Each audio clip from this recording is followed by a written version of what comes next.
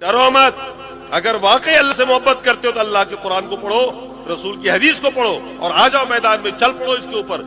کسی ملامت کرنے والے کی ملامت کی پرواہ مت کرو. جو بھی دشمن ہے میرے سلف کا, جل رہا تھا جلا ہے جلے گا. میں حدیث پڑھاتا رہا, ان کتابوں کو پڑھاتا رہا اور سمجھ میں آتا رہا. ہمارے سامنے بھی بات وہی تھی جو آج ہے, کہ اگر ہم حق بول دیتے ہیں تو ہمارے ساتھ یہ ہوگا وہ ہوگا, حق پر چلیں گے تو سماج ہم کو یوں کر دے گا, علماء یہ کر دیں گے, لوگ یہ کر دیں گے. لیکن میرے سامنے میں ایک مسئلہ تھا کہ مرنا تو مجھے بہرحال ہے اور جانا اللہ کے پاس ہے. میرے کھاتے میں نماز نہ ہو, میرے کھاتے میں اتباع رسول نہ ہو, اتباع رسول کے بجائے کچھ اور کی اتباع ہو, نماز ہماری فالتو چلی جائے, تو اللہ کے ہم کس منہ کو لے کے جائیں گے؟ اب سوچئے, عملی تجربہ. آپ لوگ پوچھتے رہتے ہیں کہ آپ اہل حدیث کیوں؟ ارے میں اہل حدیث ہوا ہی نہیں تھا کبھی. میں نے تو دین کو جب سمجھا, جب میں نے تضاد دیکھا نا, حدیث و قرآن کا ٹکراؤ دیکھا, اور میں نے فیصلہ کر لیا اندر ہی اندر کہ میں قرآن و سنت پہ چلوں گا, صحابہ والا اسلام. مجھے کیا پتا تھا اہل حدیث کیا ہوتا ہے؟ ہم کو تو بچپنے سے پڑھایا گیا کہ اہل حدیث گستاخ رسول ہوتا ہے, یہودی ہوتا ہے, رسول کو مانتا ہی نہیں. اس لیے ہم نے کبھی جھانک کے دیکھا ہی نہیں. کسی اہل حدیث کو دیکھتے راستہ موڑ لیتے تھے کہ سلام نہ کرنا پڑ جائے, بھیا ان کے سلام سے نکاح ٹوٹ جاتا. وہ یہی سکھا رکھا تھا, دھوکے میں سلام کر لیا, بیوی ہاتھ سے نکل جائے گی. جب ہدایت ہم کو ملی, ہم نے جب سمجھا کہ قرآن و سنت پر چلنا ہی دین ہے, ہم نے چپکے سے استعفا دیا, گھر پہنچ گئے. تو 2 سال کے بعد میری تقریر ہو رہی تھی, کہیں پر ایک اہل حدیث نے سنا, اور اس نے مجھ سے کان میں آ کر کہا کہ حضرت, صبح میرے گھر آیا, اس نے کہا کہ رات جو آپ نے تقریر کی ہے نا, وہ بالکل میرے مولوی جیسے کی ہے. تب دل میں خیال آیا اس کے مولوی کو بھی آزما کے دیکھیں, اور دیکھا, اور تب پتہ چلا کہ یار ہم تو اہل حدیث ہو گئے. یہ اہل حدیث ہونے کے کئی سال بعد مجھے پتہ چلا کہ میں تو اہل حدیث ہو گیا. ورنہ تو ہم ڈر کے, مطلب جسے ہوتا ہے نا کہ ہماری یہاں ایک کہاوت ہے کہ دودھ کا جلا چھاچھ کو بھی پھونک کے پیتا. دودھ سے کسی دن منہ جل جائے نا بلی کا, تو چھاچھ کو بھی پیے گا, تو پھونک پھونک کے پیے گا, کہیں یہ بھی نہ جلا دے. تو ہم تو اتنا حساس ہو گئے تھے کہ ہم تو ایک ایک چیز سوچ سمجھ کر کرتے تھے, قرآن و سنت کو دیکھتے تھے, اور ہم باقاعدہ تجربے کے لیے ان کے بیچ میں گئے. احمدیہ سلفیہ ایک مرتبہ گئے صرف یہ دیکھنے کے لیے کہ یہ لوگ نماز کیسے پڑھتے ہیں. جو ترمذی میں پڑھایا ہوا تھا, مشکات میں جو ایک ایک آداب نماز کے, تو ان میں سے ہر آدمی کو دھیان دیتا رہا کہ ایک ایک ادا جو ان کی رسول سے مل رہی, کیونکہ سب حدیث میں پڑھا چکا تھا.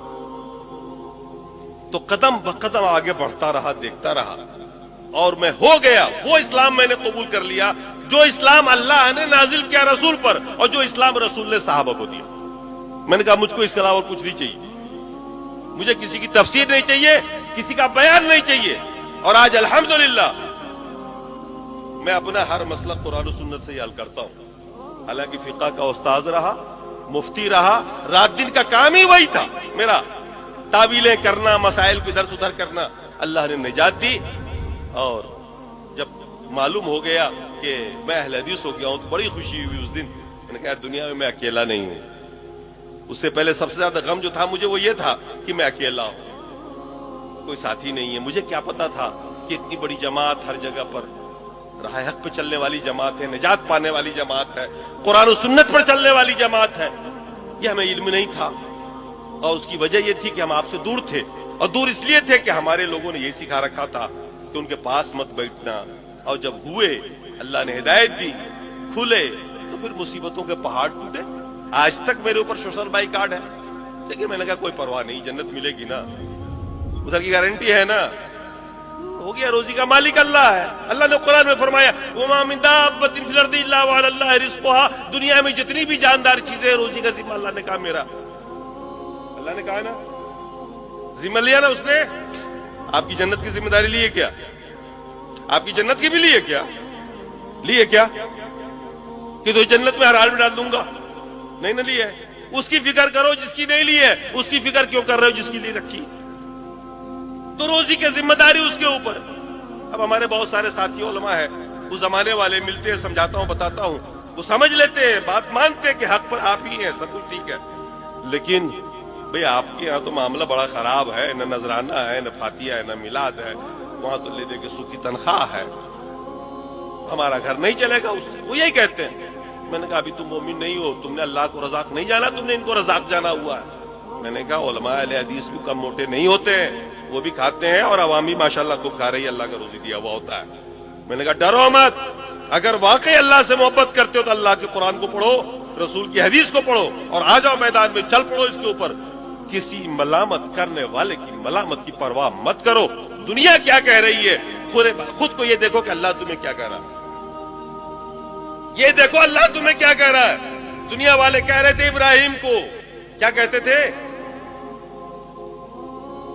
इब्राहिम के बारे में, क्या कहा उन्होंने जब हज़रत इब्राहिम ने उनके वो तोड़ा था ना, कहा कि फतन, एक नौजवान है जो ऐसा ऐसा बोल रहा था, फतन कुरान में आया। लेकिन अल्लाह ने क्या कहा इब्राहिम को, काना उम्मतन, अकेले इब्राहिम को क्या कहा, उम्मत का। अकेले इब्राहिम अलैहिस्सलाम को क्या कहा। लोगों की निगाहें क्या देख रही थी, इब्राहिम एक जवान है अकेला, लेकिन अल्लाह क्या देख रहा था इब्राहिम अलैहिस्सलाम को, उम्मत। खुद को आप अल्लाह की निगाह से देखना सीखिए कि अल्लाह ताला आपके बारे में क्या कह रहा है, रसूल क्या कह रहे हैं, आपके बारे में क्या चर्चे हैं आसमान पर। ये मत देखिए कि जमीन पर आपके बारे में क्या चर्चे हैं। जन्नत उधर से मिलनी है, रोजी वहां से मिलनी है। समाज को न देखिए, रिश्तेदारों को मत देखिए, ये सबसे बड़ी रुकावटें हैं। यही रुकावटें मुशरिकीन मक्का के सामने में भी थी। वो भी इस्लाम को समझते थे, कबूल नहीं करते थे, कहते थे मैंने अपने बाप दादाओं को ऐसा करता हुआ नहीं देखा।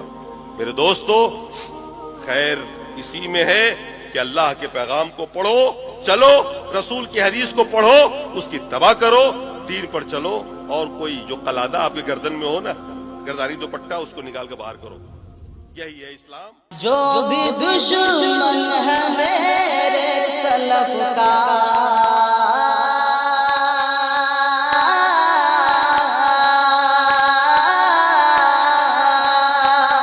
जो भी दुश्मन है मेरे सलफ का, जल रहा था जला है जलेगा।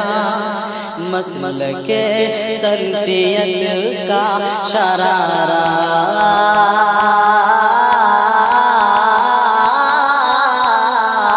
मसलके सल्फियत का शरारा, हाय रोशन रहा रहेगा। मसलके सल्फियत का शरारा,